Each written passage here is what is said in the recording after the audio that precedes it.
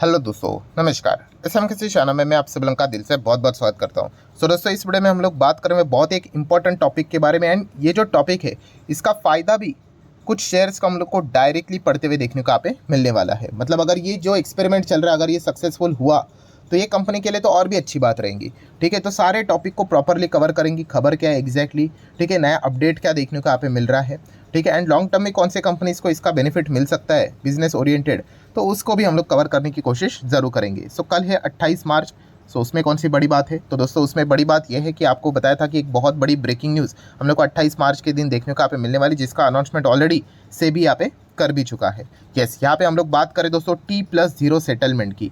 अब ये T+0 settlement क्या है इसके ऊपर मैं पूरा डिटेल में वीडियो यहाँ पे बना चुका, बट फिर भी अगर 1 मिनट के अंदर ही बोलना है तो आपको पता ही है, आज अगर आप शेयर खरीदते हो तो क्या आज ही के दिन क्या आपके अकाउंट में शेयर्स आते हैं? नहीं आते। या फिर अगर आपने आज ही के दिन शेयर को बेचा है, ठीक है, मैं डिलीवरी के हिसाब से भी नॉर्मली अगर मैं बात करूँ तो क्या आज ही के दिन आपके अकाउंट में पैसा आता है? नहीं आता है। तो कब तक आएगा? कल तक आ जाता है। इसी को हम लोग बोलते हैं T+1। इसके पहले था T+2 था, T+3 था, और भी बहुत लंबा ये चीज़ें चलती थी। सो T+0 अगर ये सेटलमेंट की बात करें, मतलब आप सोच कर देखिए, आज ही के दिन आपने शेयर खरीदा या फिर बेचा है तो आज ही के दिन आपको वो शेयर की डिलीवरी भी मिल जाएगी, या फिर अगर आपने बेचा है तो उसका पैसा भी मिल जाएगा। सो चीज़ें कितनी फास्ट हो जाएगी, जितना गैप कम हो जाएगा उतना फ्रॉड के चांसेस कम हो जाएंगे। तो प्रॉब्लम क्या है? प्रॉब्लम है भाई, टेक्नोलॉजी उतना फास्ट होनी चाहिए, चीज़ें प्रॉपरली मैनेज करनी आनी चाहिए, रियल टाइम सिस्टम उतना होना चाहिए, ठीक है, बहुत सारी चीज़ें रहती है। सो ऐसा नहीं कि सिर्फ इम्प्लीमेंट कर दिया करके, ब्रोकर को साथ लेके चलना पड़ेगा, बैंक्स को लेकर चलना पड़ेगा, यूपीआई वालों को लेकर चलना पड़ेगा, ठीक है, सारी चीज़ें प्रॉपरली यहाँ पे मैनेज होनी चाहिए, तब जाके ये चीज़ हम लोग को होते हुए देखने को मिलेगी। एंड T+0 अभी तक दुनिया में किसी भी कंट्री ने अभी तक यहाँ पे मतलब ये अचीव नहीं किया है, ठीक है। सो ये देखने वाली बात ज़रूर होगी। T+1 की बात करें तो चाइना में है, हमारे देश में भी है। सो क्या T+0 यहाँ पे सक्सेसफुली अगर देखा गया, क्या इसको लॉन्च करने में भारत पहला देश बनेगा दुनिया का? ये एक देखने वाली बात होगी। एंड इसी से रिलेटेड अगर हम लोग बात करें, ऑब्वियसली बेनिफिट्स कौन से स्टॉक्स को मिलेंगे उसके ऊपर हम लोग बाद में यहाँ पे आएंगे, बट पहले खबर को हम लोग यहाँ पे कवर कर लेते हैं। जैसे कि आप यहाँ पे देख सकते हो, T+0 का जो सेटलमेंट साइकिल है वो हम लोग को कल से ही स्टार्ट होते हुए देखने को यहाँ पे मिलने वाला है। बट जैसे कि आपको पता है भाई, पहले आप यहाँ पे कह सकते हो ये बीटा वर्जन है, आप चाहो तो कह सकते हो ट्रायल वर्जन है। कुछ ही शेयर्स के ऊपर इसका एक्सपेरिमेंट होने वाला है। इसका ऑलरेडी अनाउंसमेंट सेबी ने कर दिया था। सो 25 स्टॉक्स के ऊपर इसका एक्सपेरिमेंट हम लोग को पहले दिन मतलब कल से स्टार्ट होते हुए देखने को यहाँ पे मिलने वाला है। देखा जाएगा कि भाई कितना फटाफट ये चीज़ें एग्जीक्यूट होती है, नहीं होती है।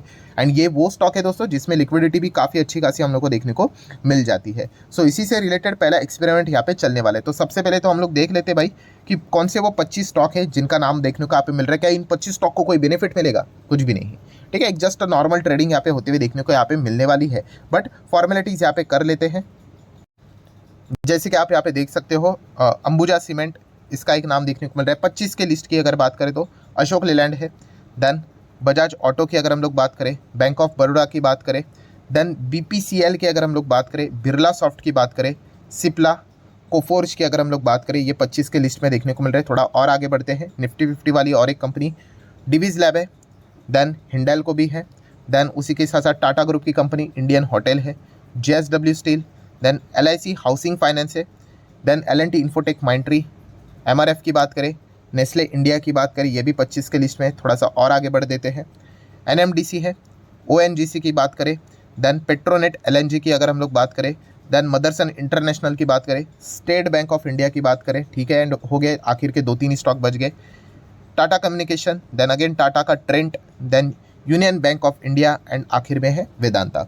सो ये 25 स्टॉक्स की लिस्ट यहाँ पे जारी हो चुकी है, जिसमें हम यहाँ पे कह सकते हैं T+0 सेटलमेंट का जो बीटा वर्जन है, एक्सपेरिमेंट है, वो हम लोग को कल से स्टार्ट होते हुए देखने को यहाँ पे मिल जाएगा। बाकी की चीज़ों की अगर हम लोग बात करें, जो चार्जेस यहाँ पे लगाए जाते हैं, जैसे कि T+1 के लिए साइकिल के लिए जो जिस प्रकार से चार्जेस यहाँ पे लगाए जाते हैं, उसी हिसाब से चार्जेस सारी चीज़ें यहाँ पे रहने वाली हैं। इसका बेनिफिट क्या रहेगा? अब जैसे मैंने अभी आप लोगों को बताया कि अगर आपने अभी कोई शेयर खरीदा या फिर बेचा तो आपको कल पैसे यहाँ पे मिल जाते हैं, ठीक है, तो तुरंत पैसे यहाँ पे मिल जाएंगे।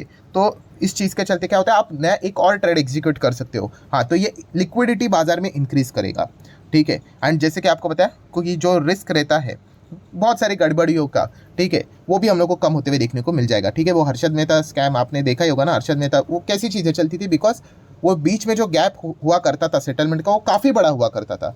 तो वही पैसा वो जो आप अकाउंट में आने के पहले वो क्या कर देते थे, मार्केट में लगा देते थे, और जब तक वो पैसा वापस यहाँ पे जाना था एक दिन पहले वापस निकाल ले लेते थे। तो ये चीज़ें चलती थी। अभी यहाँ पे गैप ही नहीं रहेगा, तो इस प्रकार की चीज़ें कैसी चलेगी, गैप नहीं रहेगा मतलब वो वहाँ से लेकर अभी T+3, T+2, T+1 आ गया, अभी T+0 अगर कर दिया तो और भी हम लोग को जो भी यहाँ पे इस प्रकार की गड़बड़ी देखने को मिलती थी और भी कम हो जाएंगी। ठीक है, जीरो तो नहीं हो सकता भाई, टेक्नोलॉजी है, कुछ ना कुछ तो गड़बड़ी चलती रहेगी। तो इसके कुछ ये बेनिफिट्स हम लोग को फिलहाल तो देखने को यहाँ पे मिल सकते हैं। तो ये अभी तक की हम लोग को कहानी देखने को यहाँ पे मिल चुकी है। ठीक है, तो ये पार्ट नंबर 1 का दी एंड हो चुका है। ठीक है, कल से चीज़ें स्टार्ट यहाँ पे हो जाएगी। अगेन कह रहा हूँ, इन 25 शेयर्स में कोई यहाँ पे मिठाई नहीं बटने वाली है। ठीक है, एक as a beginner retail investor को ऐसा लगता है कि कुछ तो खास होगा करके, इनमें ऐसा कुछ भी नहीं है। ठीक है, अभी आ जाते हैं दोस्तों हमारा सेकंड पार्ट। जैसे मैंने शुरुआत में कहा कि इसका बेनिफिट कौन से कंपनीज को मिलेगा। थोड़ा सा 1 सेकंड के लिए चाहो तो आप या फिर 5 सेकंड के लिए वीडियो को पॉज करके सोच लेना। काफ़ी सिंपल है दोस्तों। अगर आपका दिमाग इस जगह पे नहीं चल रहा है तो फिर मतलब एज ए इन्वेस्टर आपका आगे बढ़ना मुश्किल हो सकता है। क्यों? क्योंकि जैसे काफ़ी लोग पूछते हैं, सर आप स्टेज 1 में स्टॉक कैसे आइडेंटिफाई करते हो, फिर वो स्टेज 2 में जाते तो पूरी दुनिया खरीदने के लिए आ जाते हैं, एंड आपको पता है फिर वो नीचे आते स्टेज 3 में तो लोग फंस जाते हैं। तो स्टेज 1 के लिए आपको क्या करना पड़ेगा, यही करना पड़ेगा एक्सपेरिमेंट, कि कोई भी नई नई चीज़ें बाजार में होती है, नई नई टेक्नोलॉजी इंट्रोड्यूस होती है। ठीक है, ऑब्जर्वेशन रखना पड़ेगा, फोकस रखना पड़ेगा, आपको अंदाज़ा लगाना पड़ेगा, एक्सपेरिमेंट करके देखने पड़ेंगे, तभी जाके कुछ आविष्कार होता है। ठीक है, कोई भी अगर आप साइंस में भी जो भी चीज़ें आपके आजू बाजू में देखने को यहाँ पे मिली है, ठीक है, बहुत सारे एक्सपेरिमेंट हुए होंगे, बहुत सारे फेलियर्स हो जाते हैं, उसके बाद रिजल्ट निकलते हैं। तो ऐसे एक्सपेरिमेंट आपने करके देखने चाहिए। में कोई भी चीज़ होती है ना दोस्तों, कोई भी चीज़, IPL चल रहा है, कौन से बिजनेसेस को, कौन से स्टॉक को फ़ायदा मिल सकता है, ये जब आप सोचना स्टार्ट करोगे ना, बिलीव मी, आप 24 घंटे मार्केट में मतलब रह रहे हो, आपका दिमाग वैसे काम करेगा, आपको एक लिंक लग जाती है, आपको चीज़ें समझ में आ जाती है। ठीक है, पर्सनल एक्सपीरियंस से बता रहा हूँ भाई। ठीक है, कोई जड़ी बूटी नहीं है, कोई शॉर्टकट नहीं है, कोई ऐसी हिडन वेबसाइट नहीं कि भाई आपको स्टॉक के नाम 10 निकाल कर दे देंगे, आप पैसा लगा दोगे, आप सो जाओगे और करोड़पति बन जाओगे। ये कुछ भी नहीं है, टाइम पास वाली बातें हैं। अगर आपको जेन्युइनली चीज़ों को समझना है, आपको इस प्रकार के एक्सपेरिमेंट करके देखने पड़ेंगे। सोच कर देखिए क्या होगा, मतलब सोच कर देखिए कि इस चीज़ के चलते T+0 अगर हो गया, आज ही मैंने ट्रेड कर लिया, आज ही मुझे पैसा मिला, तो वापस मैं और एक ट्रेड कर सकता हूँ। बहुत ही सिंपल है, ज़्यादा ट्रेडिंग होगी, ज़्यादा से ज़्यादा और ट्रेडिंग होगी, तो ज़्यादा से ज़्यादा ट्रेडिंग होगी तो किसको फ़ायदा होगा, BSE को फ़ायदा होगा। BSE बोलोगे करो दिन रात भर ट्रेड, जितना करना है करो, इनको क्या फ़ायदा मिलता है, इनको तो पैसे यहाँ पे मिलते रहेंगे। ठीक है, इट जस्ट लाइक मतलब स्टेडियम। ठीक है, आप क्रिकेट मैच A टीम जीते या फिर B टीम जीते, या फिर A हारे या फिर B हारे, ठीक है, जो ऑर्गेनाइजर जो रहता है भाई उसको तो फ़ायदा यहाँ पे मिलता ही मिलता है। तो ये ट्रेडिंग प्लेटफॉर्म प्रोवाइड करते हैं भाई, तो BSE को तो फ़ायदा होगा ही होगा। तो आज के दिन वैसे तो यहाँ पे भागा ही है। ठीक है, ये तो कहीं से यहाँ पे भाग ही रहा है। ठीक है, उसमें कोई बड़ी बात नहीं है। देन अगर देखा गया तो बीच में हम लोगों ने एक और खबर सुनी थी जो कि अभी तक हुई नहीं है। कौन सी?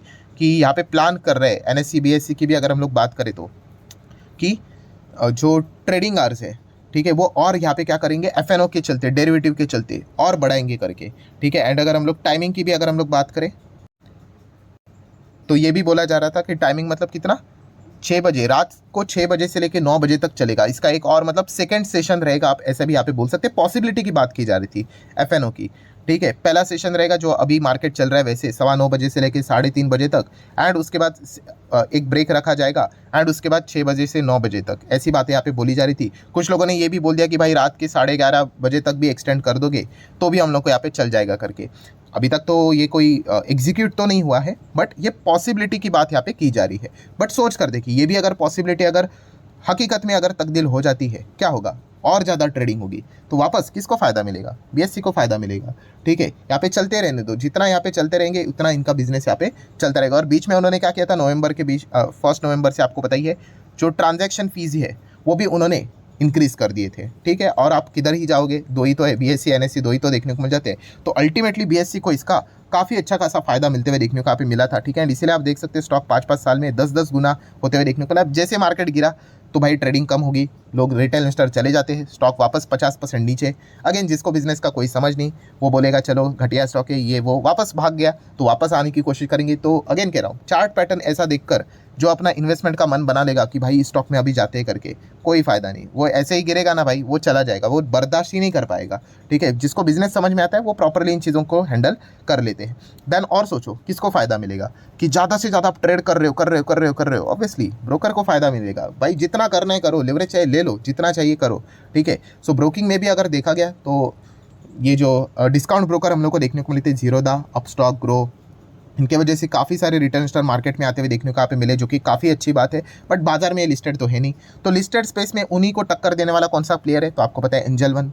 बहुत अच्छा फायदा मिलेगा। एंजल वन भी देखिए पिछले 5 साल में ज़बरदस्त पैसा यहाँ पे छाप चुका है। कितना है? लगभग 10 गुना आप कह सकते हो। ऐसा क्यों हो रहा है? सोचो इसके बारे में, हम सोचते ही नहीं है। इसके पीछे के रीज़न ही यही है। और कौन कौन से इसको फ़ायदा मिलेगा? फाइव पैसा है, ऐसे और भी सारी कंपनी हम लोग को देखने को यहाँ पे मिल जाती है। ज़्यादा बेनिफिट तो एंजल वन को मिल सकता है, क्योंकि इसी कॉन्टेक्स्ट में बड़ी कंपनी देखने को यहाँ पे मिल जाती है। सो ओवरऑल अगर देखा गया, हाँ, तो CDSL को भी फ़ायदा मिलेगा क्या?